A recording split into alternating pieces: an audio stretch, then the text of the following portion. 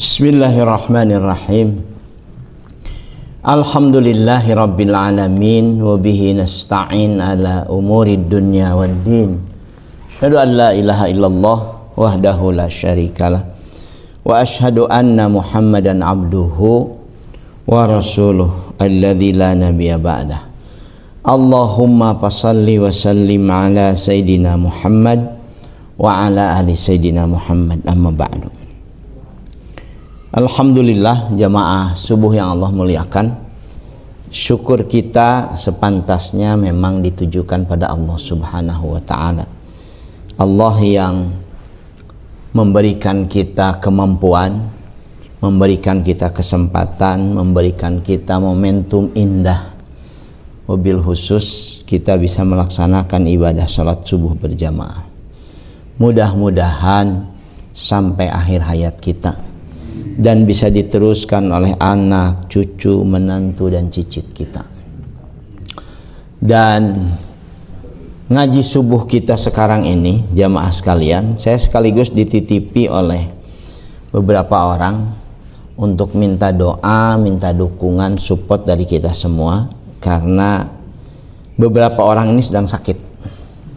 Yang terbaru Pak Handoyo, saya nggak tahu nih sudah keluar dari rumah sakit atau tidak. Masih di rumah sakit ya? Insyaallah. Mudah-mudahan seperti disampaikan barusan hari Ahad sudah pulang ke rumah dalam keadaan sehat, lebih baik.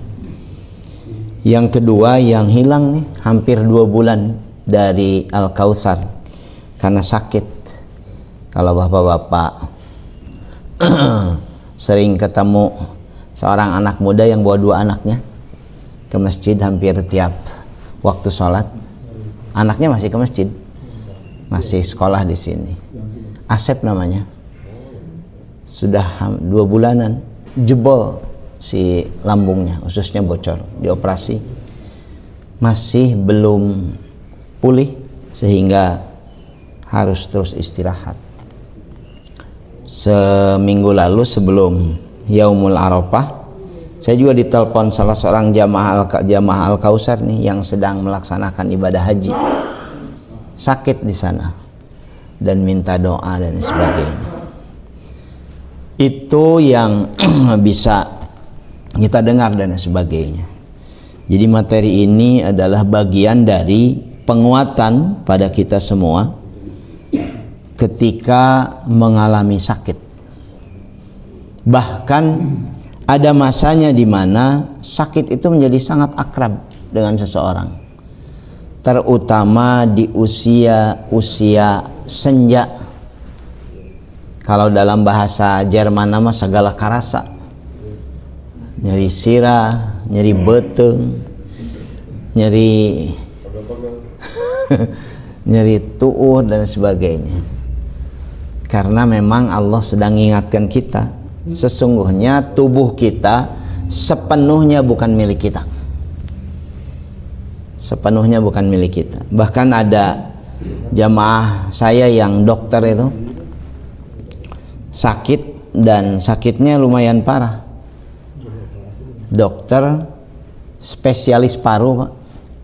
Suami istri spesialisnya spesialis paru dan sebagainya. Anaknya perempuan. Jadi dokter ini punya pola hidup yang sehat sebagai orang yang paham medis, spesialis paru, suami istri. Anaknya 2 seingat saya, laki-laki dan perempuan. Anak yang perempuan sakit kanker paru. Dan sampai dengan tahun lalu, akhir tahun lalu, mereka berdua tuh masih bingung dari mana asalnya bisa terkena kanker paru. Kalau mereka menerapkan pola hidup sehat, mereka tuh tidak merokok dan lain sebagainya. Bingung. Nah, dalam kondisi bingung itulah dalam ngaji mereka sering mempertanyakan, kok bisa ya? Ya, sekali lagi inilah bagian dari upaya kita untuk sampai pada satu kondisi bahwa Allah Subhanahu wa ta'ala sepenuhnya memiliki kita, dan sebaliknya kita sepenuhnya tidak memiliki diri kita sendiri. Mari kita lihat ayat yang jadi tadabbur kita. A'udzubillahi minasyaitonirrajim. Wa iyamsaskallahu bidurrin fala kashifalahu illa huwa. Wa iyamsaska bi khairin fahuwa ala kulli syai'in qadir. Dan jika Allah menimpakan kemadaratan, keburukan kepadamu, durrun, kita ketemu dengan istilah durrun, ketemu lagi dengan istilah doruriyah, ketemu dengan doruroh, dari kalimat yang sama. Jika Allah menimpakan kepada engkau Muhammad bidurrin, keburukan, fala kashifalahu illa huwa, tidak ada yang dapat menghilangkannya kecuali Dia sendiri. Dan jika Allah menghendaki kebaikan bagimu, menimpakan kepadamu yang sebaliknya, kesenangan, kenyamanan, keberlimpahan, fahuwa ala kulli syai'in qadir. Dia yang maha berkuasa atas segala sesuatu. Allah sepenuhnya berkuasa menetapkan apapun dalam kehidupan kita. Tidak ada seorang pun dari kita yang punya kemampuan untuk mencegahnya, untuk menolaknya, dan memaksanya. Bapak-bapak yang Allah muliakan, ayat ini dalam, terutama ketika terjadi COVID, menjadi satu di antara ayat yang seringkali saya baca didengungkan oleh para ulama ketika menjawab pertanyaan-pertanyaan sangat berat. Saya bahkan membeli satu buku, laris buku ini pada 3 tahun belakang sampai dicetak ulang. Judulnya adalah Jika Allah Maha Kuasa, Mengapa Allah Biarkan Manusia Menderita. Jadi pada saat COVID melanda, lebih dari 100 negara terdampak, jutaan korban jiwa, dan ratusan juta yang mengalami dampak dari COVID ini. Ada pertanyaan-pertanyaan menohok yang sampai hari ini sebetulnya belum bisa dijawab secara tuntas. Bukankah Allah ini Maha Penyayang, Maha Pengasih, dan Allah Maha Kuasa, Maha Penyayang, Maha Pengasih, Maha Kuasa. 3 sifat yang diyakini oleh kita melekat pada Allah Subhanahu wa taala. Kalau Allah Maha Penyayang, kenapa Allah biarkan umat manusia menderita demikian luar biasa? Dan Allah kan Maha Kuasa menghilangkan penderitaan manusia. Kenapa Allah biarkan manusia menderita demikian luar biasa? Padahal Allah berkuasa. Sekarang pertanyaan ini menyeruak kembali ketika menyaksikan secara vulgar kekejaman Israel kepada penduduk Gaza. Sangat vulgar. Saking vulgarnya sampai bapak-bapak bisa bayangkan kampus sebesar Harvard University yang dianggap sebagai pengusung nilai-nilai liberal. Semua nilai-nilai liberal itu dikembangkan dengan sangat kokoh secara keilmuan, scientifically, di Harvard University, karena dianggap kampus terbaik di dunia. Justru sekarang sedang mengalami krisis luar biasa, sedang berhadapan dengan pemerintah Amerika karena Harvard, mahasiswanya, akademisinya dianggap mendukung Palestina, padahal Amerika, Harvard, dan kampus-kampus lainnya adalah pendukung Israel. Saking vulgarnya penderitaan yang dialami oleh orang-orang di Gaza, terutama Palestina.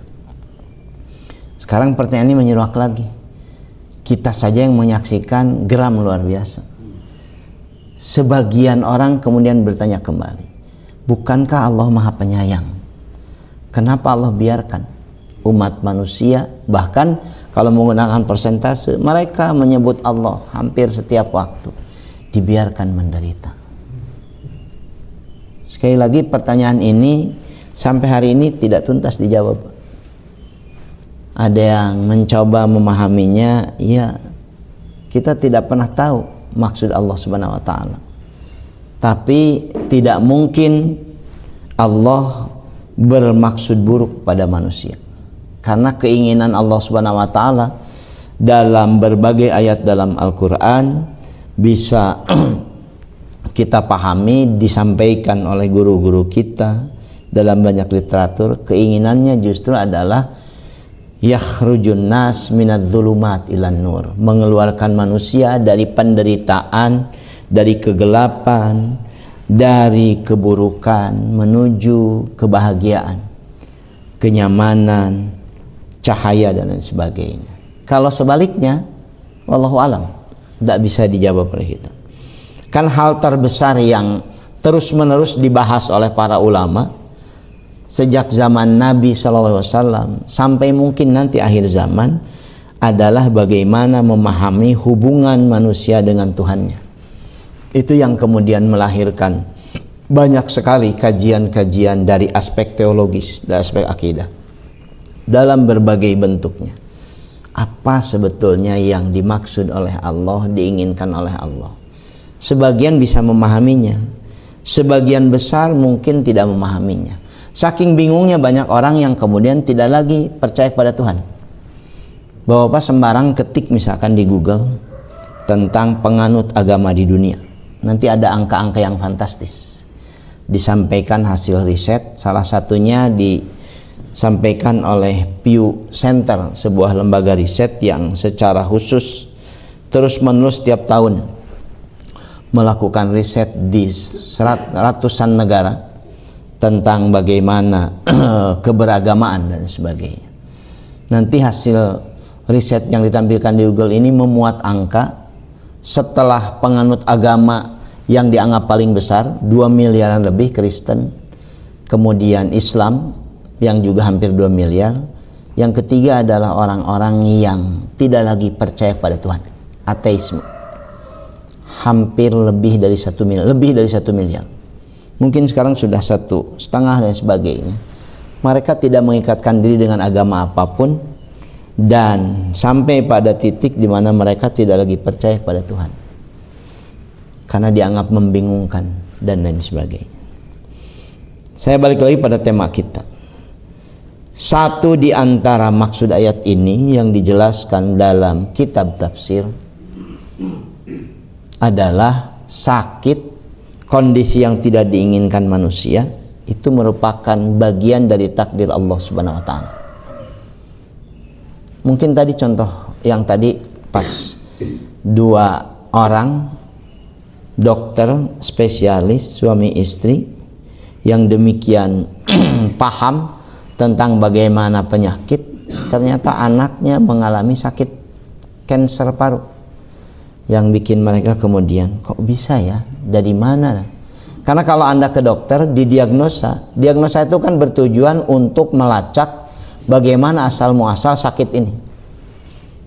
Makanya ditanya kemudian tentang pola hidup, ditanya kemudian kebiasaan makan dan lain sebagainya, supaya diagnosa dokter itu memiliki landasan yang bisa dipertanggungjawabkan.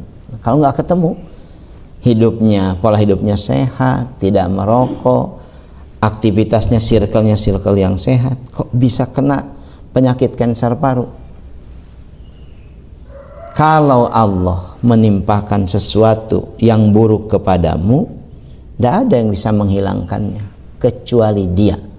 Dan kalau Allah menimpakan yang baik kepadamu, juga tidak ada yang bisa menolaknya. Karena Allah Maha Kuasa menetapkan segala sesuatu. Salah satu zikir yang saya dan santri di pesantren lakukan, Pak, setiap ba'da sholat, terutama sholat subuh dan sholat maghrib, karena sengaja kalau sholat subuh dan maghrib lebih panjang zikirnya, adalah zikir ucapan Allahumma la mani'a lima a'taita wa la mu'tiya lima mana'ta. Ya Allah, la mani'a, tidak ada yang bisa menghalangi, lima a'taita, apapun yang engkau berikan, wa la mu'tiya, tidak ada yang bisa memberikan, lima mana'ta, apapun yang engkau halangi untuk tidak diberikan. terus diulang-ulang. Targetnya satu saja, supaya sampai pada keyakinan bahwa Allah sepenuhnya yang memiliki kehidupan kita. Karena itu ketika sampai pada pemahaman seperti itu, salah satu yang terus-menerus harus dikembangkan jamaah subuh yang Allah muliakan, kita memiliki sikap ridho dengan takdir, khairihi yang baik, wa syarrihi dan yang buruk. Karena ketetapan Allah sepenuhnya tidak bisa kita pahami. Ada mungkin sebagian yang kita pahami, ada banyak hal yang tidak kita pahami. Pilihan orang beriman harus sampai pada satu kondisi bahwa kita ridho dengan takdir yang Allah tetapkan bagi kita, termasuk ketika sakit. Ridho atas cobaan sakit, insya Allah Allah akan memberikan juga keridhoan kepada hambanya, seperti disabdakan Rasul SAW, inna idhamal jazai ma'a idhamil balai wa inna allaha idha ahabba qauman ibtalahu faman radiya falahur ridho wa man sakhita falahus sukhtu. Sesungguhnya pahala yang besar, idhamal jaza, pahala yang demikian besar diperoleh dengan cobaan yang juga besar. Jika Allah mencintai seseorang, mencintai satu kaum, mencintai satu kelompok, maka Allah akan memberikan ujian kepada kaum itu, kepada kelompok itu. Siapa yang ridho dengan ujiannya, Allah ridho kepadanya. Siapa yang murka dengan ujian Allah, Allah murka kepadanya. Sakit itu kan bisa menjadi indikator keimanan kita. Mungkin lebih dari puluhan kali saya mendengar orang sakit yang memaki-maki keadaan, termasuk memaki-maki Tuhan, karena sulit dia menerima kenapa dia menderita sakit seperti itu, yang menguras banyak hal dan lain sebagainya. Sebaliknya mungkin juga ratusan kali kita menyaksikan orang-orang yang sakit, mengisi sakitnya dengan aktivitas yang makin mendekatkan diri pada Allah Subhanahu wa taala. Berkali-kali misalkan saya diminta, Ustadz naon doananya supaya setiasa tenang dalam kondisi seperti yang tadi sampaikan, mengalami cancer dan sebagainya. Jamaah saya yang dokter itu 7 orang semuanya. Sekarang sudah tinggal yang aktif itu sudah tinggal 4 orang. Yang 2 meninggal dunia, yang 1 ini dokter senior, demensia. Jadi dokter yang biasa ngasih tahu sama orang lain, memberikan arahan bagaimana hidup dijalani, demensia. Jangankan kenal orang lain, dia lupa pada dirinya sendiri. Yang meninggal juga karena cancer. Asalnya cancer payudara. Kemudian setelah selesai melewati 13 apa 15 kali saya lupa, melewati kemoterapi. Di akhir kemoterapi untuk cancer payudaranya itu, beliau positif lagi cancer tiroid. Dan cancer tiroidnya stadiumnya sudah stadium akut. Jadi meninggal kurang lebih setelah 2 minggu menyelesaikan kemoterapi dari kanker payudara karena penyebabnya kanker tiroid dan sebagainya.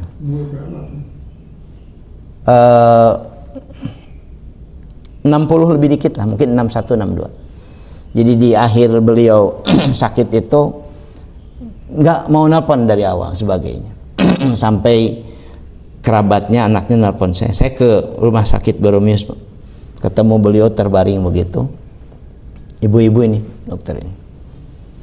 Dan di pertemuan itu dia bilang begini ke saya, capek Ustadzah, hoyong ui, capek. Beliau sampai seperti itu, capek, saya mau pulang aja. Kemudian minta doa, ya tadi doanya, gimana supaya bisa sabar, bisa menerima takdir itu. Sakit ya, sakit luar biasa. Bernapas saja sakit. Bapak bisa bayangkan orang bernapas sakit, Kan luar biasa penderitaan. Saya dengan istri nengok, istri saya sampai nangis melihat orang yang sehat sekali. Saya pernah cerita kepada bapak-bapak jamaah sekalian bahwa saya pernah ke kamar mandi yang menurut saya bersih banget kamar mandi itu. Bapak bisa bayangkan kamar mandinya pakai karpet. Kamar mandi pakai karpet. Itu pertama kali saya kamar mandi yang pakai karpet. Nah, di karpetan gitu ya. Dan sebagainya. Saking bersihnya kehidupan beliau. Tapi itu tadi, tidak tahu kan bagaimana caranya mengalami penderitaan itu. Allah memberikan pelajaran besar pada koleganya, pada dirinya, pada kita semua, pada saya, bahwa tidak selalu kehidupan yang kita jalani itu bisa dipahami oleh kita, kehendak Allah. Karena itu ketika mengalami hal tidak menyenangkan, sakit, dan sakitnya seperti tadi saya sampaikan, si Kang Asep itu kan dioperasi Pak, bocor ususnya. Kalau Bapak ke sana ke daerah Kalam Kudus, ada warung percis di antara pertigaan dari Kalam Kudus ke sebelah sana. Di situ beliau tinggal. Dan ya sampai hari ini belum bisa pulih, belum bisa berdaya dan sebagainya. Mudah-mudahan seperti dijanjikan Nabi SAW dalam hadis ini, itulah cara Allah memberikan pahala yang demikian besar. Ada yang dapat pahala dari berjuang jihad fisabilillah, ada yang dapat pahala besar dari mengajar ulumus syariah, ada yang dapat pahala dari jadi relawan kemanusiaan, tapi ada yang dapat pahala besar dari sakit berat yang dia derita, seperti disampaikan dalam ayat ini. Kalau dia ridho, Allah ridho kepadanya. Kalau dia murka, Allah murka kepadanya. Dan indikator sakit itu, tafsir hadis ini Pak menjelaskan, indikator yang diderita lewat sakit itu adalah indikator Allah mencintai dia. Bisa dibayangkan ya, justru makin berat sakitnya, itu makin besar kecintaan Allah. Kan sulit diterima. Kan pilihannya menjadi demikian menakutkan. Mau ngatuh orang mau dipekat cinta yang sehat, kan jadi begitu. Coba bayangkan dalam bentuk sederhana, indikasi Allah mencintai seorang hamba, dia memberikan sakit yang tidak menyenangkan. Sekarang kalau pilihan itu ditawarkan pada kita, atau mending tong gering yang sehat, tapi kan tidak dicintai Allah, ini kan sulit dipahami. Karena itulah kemudian ikhtiar kita untuk bisa ridho menerima takdir yang tidak selalu kita pahami ini ada bagian penting yang insya Allah membuat hidup kita mendapatkan berkah, pahala, kebaikan, magfirah dan lain sebagainya dari Allah Subhanahu wa taala.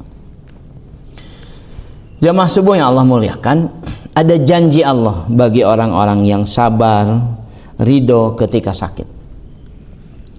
Nabi SAW yang mulia menyampaikan ketika seorang muslim sakit, ma min muslimin yusibuhu adha min maradin fama siwahu illa khattallahu bihi sayyiatihi kama tahuttu. Seperti pohon-pohon yang seringkali menggugurkan daun-daunnya, seperti itulah Allah memberikan anugerah kepada seorang muslim yang sakit dengan menggugurkan dosa-dosanya. Makin banyak sakitnya dialami, karena banyak sakit, bukan cuma satu penyakit, komplikasi, banyak penyakit. Makin bersih dosa-dosanya. Ini kan pilihan tidak menyenangkan ya. Kalau saya tanyakan pada kita semua, apakah bapak-bapak misalkan, ini pertanyaan tidak menyenangkan, ingin dibersihkan dosa, tapi tercager-cager sepanjang hidup? Kan sulit dijawabnya. Ingin sih dibersihkan dosa, tapi entong atulah gering wae makan gitu. Kan hidup sebetulnya bukan milik kita. Saya bahkan pernah baca hadis, ada orang yang diampuni dosanya karena sulitnya dia mencari nafkah. Sulit saja sepanjang tahun yang kita temukan dari dirinya ngan ripuh jeung ripuh. Aya jang budakna sakola, eueuh jang mayar kontrakan. Ada untuk mayar kontrakan, jang gering. Begitu saya terus menerus. Ketika saya baca, karena ternyata dialami oleh beberapa sahabat Nabi yang sepanjang tahun sakit terus-menerus, yang kesulitan terus-menerus, sampai ada seorang sahabat yang maksa sama Nabi, doakan aku kaya ya Rasul. Berat sekali kemiskinan itu. Dan Nabi mengabaikannya berkali-kali. Datang lagi, sampai di fait accompli. Nabi dihadapkan pada satu pilihan, maunya tidak didoakan atau. Akhirnya didoakan, kaya luar biasa. Begitu kaya, hancur sudah tauhidnya, ibadahnya. Karena dia menjadi peternak domba terkaya di Madinah. Dombanya memenuhi bukit-bukit di Madinah. Dan meninggal pada masa Abu Bakar, dalam keadaan Abu Bakar tidak berkenan menerima zakatnya, sedekahnya. Siapa namanya? Sa'labah ya kalau tidak salah. Jadi ada orang-orang tertentu yang dikasih ripuh, dijadikan akrab dengan kemiskinan, karena begitu dia tidak miskin lagi, hidupnya jadi jauh dari Allah Subhanahu wa taala. Saya pernah dengar ceramah seorang kiai di Betawi. Betawi tuh, kata dia, tuh Betawi kaya dikit, kawin lagi dia. Dia sedang ngobrolkan bahwa nggak cocok untuk kaya dikit kawin lagi dia. Jadi kalau yang sudah kaya nggak sedikit, silakan. Kalau kaya dikit begitu, nanti udah jatuh lagi, balik lagi dia sama bininya dan sebagainya. Ya Allah. Karena itu bersyukurlah Bapak-bapak pada Allah Subhanahu wa taala. Kalau hidup kita biasa-biasa itu maksud saya bukan miskin, bukan kaya, tapi tidak neko-neko. Alhamdulillah. Ada, ini mungkin dialami banyak pihak. Ada seorang ASN yang bekerja dengan tekun, bagus, kerjaannya bagus, dipromosikan dia jadi kepala lah, mungkin kepala seksi atau kepala bagian sebagainya. Berubah gaya hidupnya. Hampir setiap malam minggu karaokean. Kalau cuma karaokean nggak apa-apa. Karaokeannya dengan menyewa apa namanya LC. PL tuh lebih paham beliau. Ya nggak apa-apa kan, pengetahuan bagus, saya jadi paham. Nyewa PL. Katanya nyewa PL itu 1 jam 200.000. Sekali nyewa tiap malam minggu 2 di Lahun. Naik dikit jadi kepala seksi. Bayangkan kalau jadi kepala dinas. Bayangkan kalau kan ini ada tipe-tipe orang tertentu yang tidak boleh dapat anugerah lebih. Langsung kufur. Astagfirullah. Saya Pak ngomong begini karena saya tidak jadi apa-apa. Belum tentu kalau saya jadi pejabat bisa ngomong begini. Kita bisa mengetawakan mereka karena kita tidak punya jabatan apa-apa. Karena itu hebat luar biasa. Saya salut, apresiat luar biasa bagi pejabat yang bisa tidak melakukan hal buruk seperti itu. Peluangnya besar. Ya Allah. Saya pernah ngaji kurang lebih 4 tahun Pak. Full selama 4 tahun di tempat yang sekarang itu disebutnya Pascal Hyper Square. Pascal Hyper Square di Pasir Kaliki. Saya ngaji di asuransi, ngisi kawan-kawan di asuransi, rutin seminggu sekali, kadang-kadang seminggu 2 minggu sekali dan sebagainya. Jadi satu waktu ketika mau ngaji ke sana karena rutin, tiba-tiba jalan ditutup Pak. Ditutup karena sedang ada olah TKP. Di sana tuh ada tempat karaoke besar, namanya Venesia, sampai hafal. Karena saya berhenti, kemana masuk? Yang olah TKP adalah KPK. Karena nggak bisa masuk, nggak lama Pak, ini sudah lama, paling nanti saya masuk. Karena saat itu sulit jalan, nunggu saja ngobrol. Ternyata sedang olah TKP kasus di mana saat itu ada hakim dan lain sebagainya dengan kasus mantan wali kota Pak, yang melakukan penyuapan kepada hakim itu supaya tidak diputuskan bersalah gitulah, tidak terlibat dalam kasus kalau tidak salah tentang bansos dan sebagainya. Kenapa di karaoke itu si hakim itu difasilitasi untuk ke karaoke, dan yang luar biasa nanti lacak kasus ini, uang yang diberikan hakim untuk karaokean itu diberikannya di tempat memberikannya adalah di masjid di Kodiklat. Jadi ketemu dulu di masjid duhur atau salat duhur di halaman masjid, kemudian terjadilah transaksi penyerahan uang suap. Jadi sama meh mikeun duit suap teh sujud heula. Ya Allah, astagfirullahaladzim, mudah-mudahan dilancarkan ya Allah semua. Kan begitu doa orang ketika sujud itu kan ingin dimudahkan. Turun dari itu di TKP Pak. Saya nonton TKP-nya, mendengar alurnya, sehingga ingin lihat sidangnya. Jadi yang diperintahkan itu kan kepala dinas pendapatan daerah, kalau tidak salah. Jadi uang dalam kantong kertas dari sekda, dari wali kota saat itu, sebagainya, dikumpulkan dari berbagai dinas, kumpul sekian dikasihkan ke hakim, dikasihkannya di masjid itu. Jadi sholat heula, janjian, kayak orang lohor heula, munajat heula, kayak beres lohor, baru kemudian terjadi transaksi suap menyuap. Di bawah tuh kemudian tuh alurnya begitu, dari masjid dibawa ke tempat karaoke dan sebagainya. Venesia tuh, beliau hafal, pengalamannya luar biasa lah beliau. Penting Pak punya pengalaman begitu. Nanti Pak, saya nggak bahas. Jangan jadi penasaran, jadi kepo. Saya ingin menyebutkan, bayangkan ya, kadang-kadang tanpa sengaja kita bisa terlibat dalam praktek penuh dengan dosa. Kapan dibersihkannya? Praktek-praktek tidak sengaja itu kadang-kadang dengan sakit yang Allah berikan pada kita, Allah gugurkan dosa-dosa kita. Karena itu Bapak, setiap sakit dialami, sekecil apapun sakit yang dialami, ridho dan mohonlah ampunan pada Allah Subhanahu wa taala. Mudah-mudahan sakit itu jadi sarana Allah membersihkan dosa-dosa kita. Sahih Bukhari dan Muslim hadis ini. Jadi ridhokan diri kita, sabarkan ketika mengalami hal tidak menyenangkan. Kalau pada santri saya bahkan menyebutkan latihan maneh, ke santri kan gitu bahasanya. Latihan maneh deket ke Gusti Allah teh justru ketika gering. Apalagi santri Pak, nggak ada siapapun dia, cuma mengandalkan kawannya. Saat sakit lah kamu latih dekat diri sama Allah itu. Karena sakit mau minta tolong siapa? Apalagi ya kondisi sebagian di antara kita sendirian misalkan. Anak-anak kita sudah punya kehidupan masing-masing. Kalau sakit, apalagi sendirian, tidak ada pasangan, sendirian betul-betul. Tuh sarana kita mendekatkan kepada Allah. Kan kalau sakit kan ngomongnya begitu, ya Allah, ya Allah gitu. Lek ngageron saha, ya PL teu aya sebagainya. Itu latih Pak, dia sakit itu. Jamaah subuh yang Allah muliakan. Nah, di antara bentuk kasih sayang Allah Ta'ala pada hambanya, memberikan pahala yang terus-menerus mengalir dalam keadaan sakit. Ini Nabi menyampaikan, idza maridul abdu aw safaro kutiba lahu mithlu ma kana ya'malu muqiman sahihan.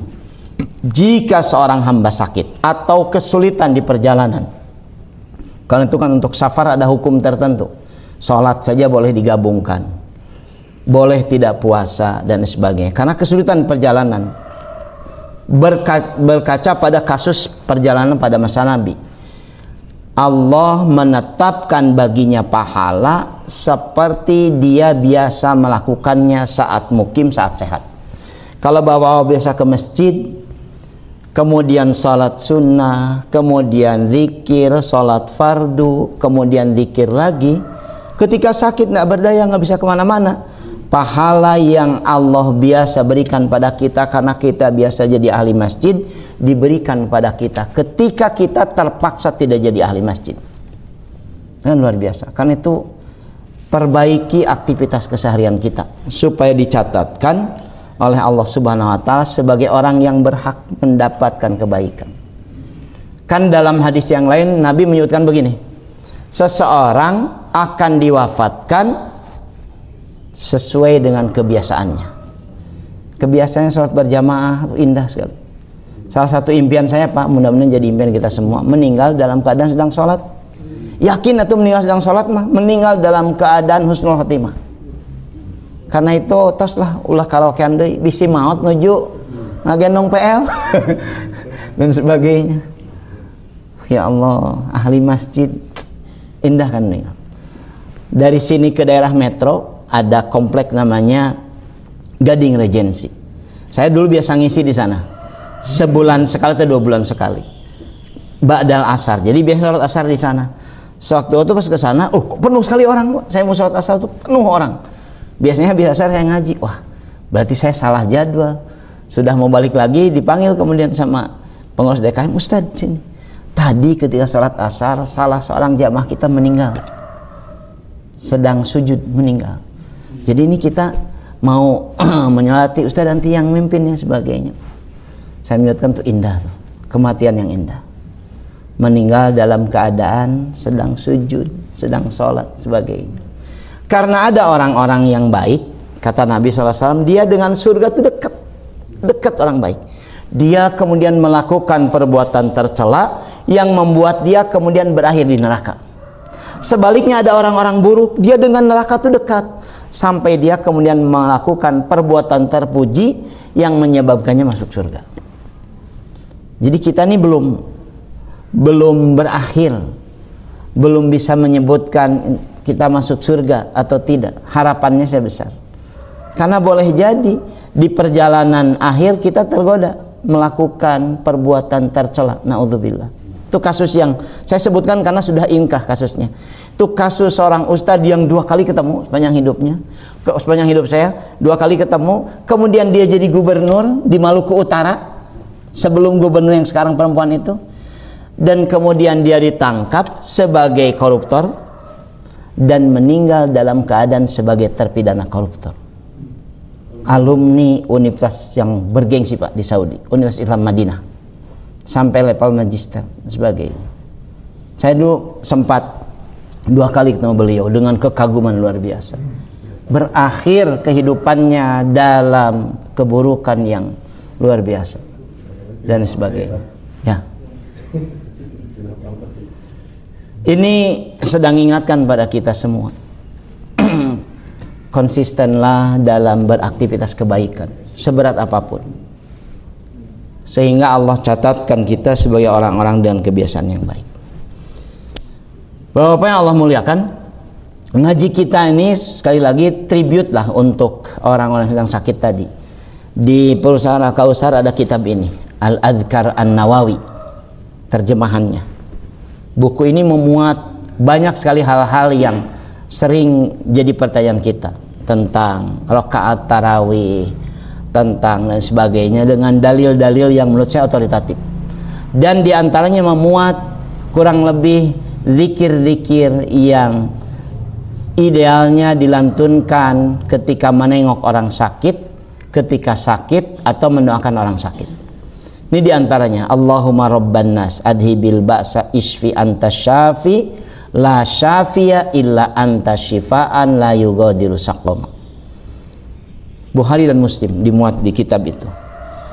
Ya Allah, Tuhan segenap manusia, hilangkanlah penyakit, berikan kesembuhan, karena Engkau adalah yang maha menyembuhkan. Tidak ada yang dapat menyembuhkan kecuali Engkau dengan kesembuhan yang tidak kambuh lagi. Jadi dalam kitab itu disebutkan doa ini oleh Nabi disampaikan ketika anggota keluarganya sakit. Kemudian ada doa lain yang jadi pilihan kita. Rasulullah mengajarkan membaca doa ini 7 kali di hadapan orang yang sakit. Jadi kalau kita nengok orang sakit, ketemu orang sakit, 7 kali bacakan doa ini, sehingga Allah bisa memberikan segera kesembuhannya. As'alullahal azim rabbal arsyil azim ayyashfiyak. 7 kali ini diminta, kata Nabi, aku mohon kepada Allah yang maha agung, Tuhan aras yang demikian megah, supaya menyembuhkan engkau. Kemudian ada juga doa yang singkat, disebutkan langsung, bisa digunakan oleh kita dengan menyebut langsung nama orang yang sakit itu, mengacu pada hadis ini ketika Nabi menjenguk Sa'ad bin Abi Waqqas. Sa'ad bin Abi Waqqas itu satu di antara 10 sahabat yang dijamin masuk surga. Jadi ketika ketemu Nabi 3 kali mengucapkan doa pendek, Allahumma shfi Sa'dan, Allahumma shfi Sa'dan, Allahumma shfi Sa'dan. Ya Allah, sembuhkan Sa'ad. Ya Allah, sembuhkan Sa'ad. Ya Allah, sembuhkan Sa'ad. Berbagai pilihan doa ini ada 9 sebetulnya di sana. Saya kutipkan 3 ini saja yang relatif akrab, mudah dan sebagainya. Lakukanlah ini oleh kita ketika bertemu dengan orang sakit, ketika nengok orang sakit, ketika berkunjung kepada orang sedang sakit. Dan salah satu catatannya di kitab itu Al-Nawawi, jangan memakan makanan orang sakit.